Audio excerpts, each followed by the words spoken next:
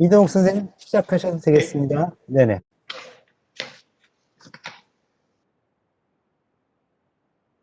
예, 대한의사협회, 41대 회장선거 후보 기호 5번, 이동욱입니다. 전국에, 계신 회원분들과, 교수님들께, 인사드리고, 이렇게 또, 토론회를 마련해 주셔서 감사를 드립니다. 저는, 이번 41대 회장 선거에, 어, 회원들이 생존권의 위기를 느끼고 있고, 대학에 계시는 선생님들은 또 신분의 위기라든지 근로 조건의 여러 가지 어려움들을 많이 느끼고 있습니다. 그리고 또 우리 후배들은 미래에 대한 두려움을 느끼고 있습니다. 제가 드는 생각은 지금 현재 굉장히 중요한 시기라고 생각하고, 이 시기에 잘못되면 대한민국의 의사들은 상당히 자존감을 가지고 또 이렇게 대한민국에서 의사로서 어, 행복하게 살아갈 수 있는 이런 의료 환경을 만들기에 상당히 위기가 초래될 수 있다. 이런 위기를 느끼고, 저는 음, 이런 위기를 극복하기 위해서 제가 이런 위기를 극복할 수 있는 실행력과 또 지난 3년 동안 경기도 의사회 회장으로서 검증된 회무 능력, 그리고 또 2017년도 전국 의사 투쟁을 전면에서 이끌었던 사무총장으로서의 투쟁력을 가지고 제가 현재의 의료 위기를 극복해 하려고 합니다. 어, 그리고 오늘 말씀하신 것에 대해서 어, 공통 질의에 대한 답변을 좀 드리겠습니다. 첫 번째 질의에 대해서는 교수 전공의, 지도 전문의 이런 분들의 이제 참여를 진작하고 의견이 반영될 수 있는 방안과 계획이 무엇이냐 이것인데, 저는 지난 그 3년 동안 경기도 의사회에서 회원 민원 고충 처리 센터를 전국에서 가장 모범적으로 운영했습니다. 우리가 일상생활을 하다가 어려운 일을 당할 때 119를 전화를 합니다. 자동차를 몰고 가다가 문제가 생겼을 때 보험회사를 찾습니다. 이거와 마찬가지로 저는 이제 회원 민원 고충 처리 센터를 운영하면서 회원들이 진료실에서 겪는 당황스러운 일들, 나 혼자 해결해야 되는 진료 외적인 어려움들, 이런 부분들에 대해서 민원고충 처리센터를 통해서 실시간 소통하고 실시간 해결해 왔고, 그것이 이제 소문이 나서 전국의 회원들이 찾는 그런 민원고충 처리센터가 경기도 의사에서 되어서 전국의 모범 사례가 되었습니다.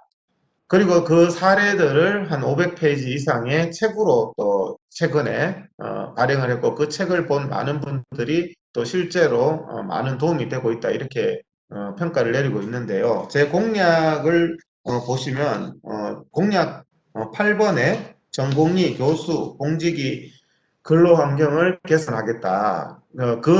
그쪽에 이제 그 공약으로서 저는 교수나 전공의나 봉직이 이런 분들에 대해서도 상시 기구를 설립해 가지고, 왜냐하면 이게 뭐 탁상 공론이 아니라 상시적인 기구를 통해서 상시적으로 소통을 하고, 또 현장에 발생하는 문제에 대해서 상시 콜센터를 통해서 그 문제를 같이 고민하고, 사실 유사한 문제들을 많이 겪게 되거든요. 뭐 근로 환경의 문제라든지 갑질의 문제라든지 여러 가지 또 그런 부분들을 저는 제가 회장이 되면 경기도에서 성공시켰던 이미 경험이 있는 민원고충처리센터와 유사한 교수, 전공의, 봉지기를 위한 상시 콜센터를 운영해서 소통을 하도록 하겠습니다. 그렇게 해서 병협은, 어제 제가 이제 의학회하고 토론회 때도 얘기를 했습니다. 병협은 그 의료기관의 모임이고, 의사협회는 대한민국 의사들 전체의 모임이다. 그래서 우리가 대형 회사에도, 대형 기업에도 보면 노조가 있지 않습니까? 대한의사협회는 의사들 인적의 집합체이기 때문에 노조가 생길 때까지는 대한의사협회가 우리 대한민국 14만 의사들의 노조 역할을 해야 된다. 이런 소신을 가지고 있고 그런 회무를 제가 경기도에서 했던 것처럼 그렇게 하겠습니다. 그리고 이제 두 번째 공통 질문이 이제 대정부 대국민 얘기인데요. 이런 부분들이 저는 이제 면허 취소 법안도 마찬가지고 여러 가지 이제 많은 악법들이 의사들을 뭐 30년 공부한 의사의 면허를 취소하겠다. 이런 부분에 대해서도 제가 최근에도 대법원 앞에서 기자회견을 하면서 국민들의 상당한 호응을 이끌어냈습니다. 제 그 이동욱의 의료 이야기라는 유튜브에도 보시면 거기에도 이제 제가 그 기자회견을 했는 내용이 나오는데 가장 중요한 것은 국민들 앞에서 공감할 수 있는 능력을, 공감할 수 있는 말.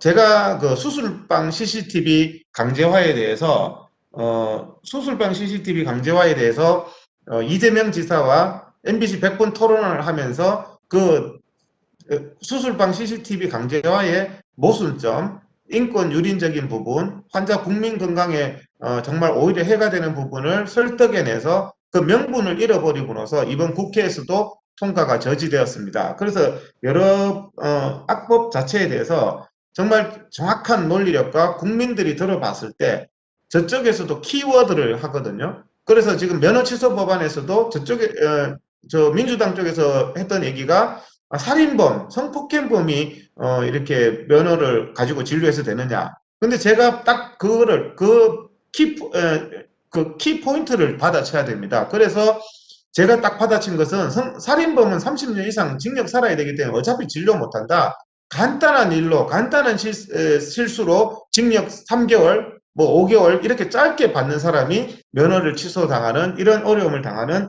악법이다. 이런 말을 했습니다.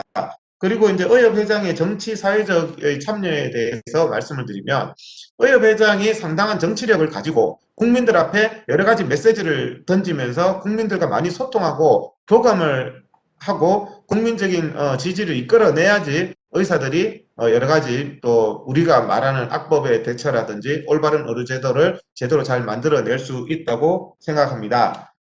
예, 시간이 다 된 것 같아서 제일 처음 정견 발표와 그 공통 질의에 대한 답변을 이것으로 마치겠습니다.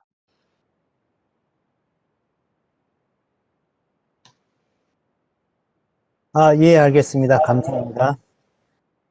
저기, 앞서 했던 여러 가지 질문들 제가 모아서 한두 가지 더, 여쭤보겠습니다.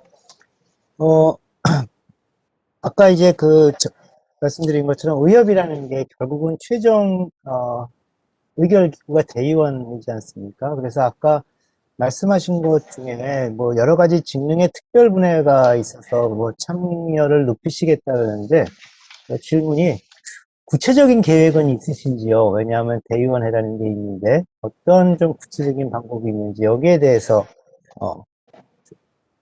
말씀해 주시면. 구체적인 계획은 뭐 제가 아까 전에 실시간 그 상설 기구를 운영하겠다고 했지 않습니까? 그 실시간 네네. 상설 기구를 운영하겠다는 게 구체적인 계획이고 그 실시간 상설 기구를 운영하는 것은요 집행부의 회무에 대한 부분이기 때문에 대의원 총회의 의결이 필요하지 않습니다. 제가 민원고충처리센터를 경기도의사회에서 운영했던 것도 그것은 회무에 대한 부분으로 상임이사회의 의결로 충분히 가능하기 때문에 그것은 바로 제가 취임하자마자 저는 교수, 공직위, 전공의에 대한 상시 기구를 저는 운영을 할 계획입니다. 네, 그리고 요청 겸 바람 겸 질의사항인데요. 이제 전공의 협의회 저기 전공의 선생님들 전공의 수련 환경이 굉장히 열악해지고 있습니다. 뭐 특별히 네. 어려운 임신 전공의는 더 물론 말할 것도 없거니와 특히 여러 가지 일부 과기도 하고 많은 과에서 환자들이 왜 전공의가 진료하느냐 이런 식으로 해서 수련 환경이 지금 굉장히 전공의 80시간을 떠나서 근본적으로 흔들리고 있습니다. 병협의 수련위원, 아까 병협 말씀하셨는데, 병협 수련위원회는 부려먹을 생각만 하죠. 그래서 의협에서 여기에 대해서 어떻게 좀, 제자들, 후배들을 위해서 대처할 그런 이번에 포부나 계획을 한번 잠깐 더 말씀해 주시면 감사하겠습니다. 저는 원래 이제 평소에 소신이 전공의나 어떤 병원에 근무하는 선생님들의 근로 환경 자체에 대해서 우리는 이게 이제 의사의 그 근로자로서의 최소한의 권익은 보호돼야 된다. 그래서 저는 병원에 근무하는 선생님들의 노조가 만들어져야 된다. 우리의 권익이 보호돼야 되고 그런 무조건의 희생을 강요하는 시대는 지났다는 소신을 갖고 있습니다. 그래서 그런 부분들에 대해서는 상시 반복적인 또 대답도 되지만 해법도 되겠는데 그런 부분에 대해서는 저는 의협회장이 직접 나서서 그런 부당한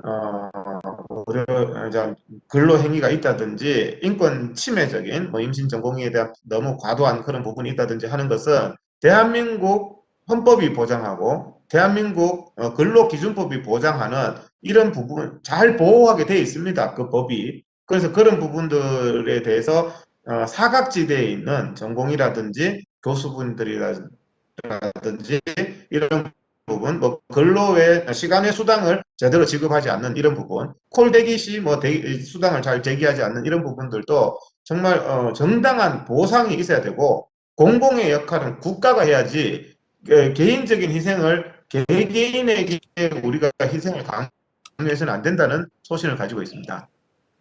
예, 감사합니다. 시간이 다 됐지만 제가 모든 후보들한테 공통적으로 꼭 회장으로서가 아니라 회원 중에 한 사람으로서 말씀드리는데 공약을 하나 부탁드리고 싶은데요. 다시는 회장님이 되신다면 이제 의협회장이 머리 깎고 뭐 이러는 수염 안 깎고 머리 깎는 그런 거는 다시 국민들한테 보여주시지 않겠죠? 라고 공약을 좀 부탁드리고 싶은데 어떻게 생각하십니까? 예, 저는 지금까지 가장 제가 쓰지 않는 말이 좌시하지 않겠다 이런 말입니다. 지난 3년 동안 저는 회원들의 민원, 수많은 민원을 해결하면서 심평원 지원장, 공단 본부장과 만나서 합리적으로 그 사람들한테 합리적으로 얘기하고 명분 있는 말을 할 때 가장 힘을 가지게 된다. 우리가 허세만 부려서는 안 되는 겁니다. 지난 3년간의 최대집 집행부의 투쟁을 보면 무슨 양치기 소년처럼 허세만 부리는 이런 양상을 보였거든요. 저는 실질적인 정말 투쟁을 하고 명분을 가진 일을 하고 국민들 앞에서 누가 봐도 이제 설득할 수 있는 그래서 사실은 투쟁을 한다는 것은 이슈화를 하는데요. 지금까지 보면 의료계가 투쟁하고 해가지고 이슈화를 시킨 후에 정작 뭐 100분 토론을 한다든지 정작 국민 앞에 했을 때 국민이 고개를 갸우뚱거리는 명분을 제대로 얻지도 못하고 정말 국민 입장에서 봤을 때 별로 설득력도 내지 못하는 이런 참 허황된 결론으로 가서 그동안의 모든 회원들이 했던 그것을 일순간에 물거품으로 만드는 이런 부분들이 많았거든요. 치밀한 계획과 치밀한 실행력 그리고 백년지 대계와 같은 그런 철학을 가지고 로드맵을 가지고 해야 된다고 예, 생각합니다. 알겠습니다. 감사합니다. 시간을 막 오버했어요. 우리 저기 이동욱 후보님 너무 감사합니다. 그러면 나가라는 말은 좀 이상하지만 접속 끊어주시고 다음 예, 후보 준비하겠습니다. 선생님 너무 네, 감사합니다. 네, 감사합니다. 수고하십시오. 예, 네, 네. 감사합니다. 네. 네.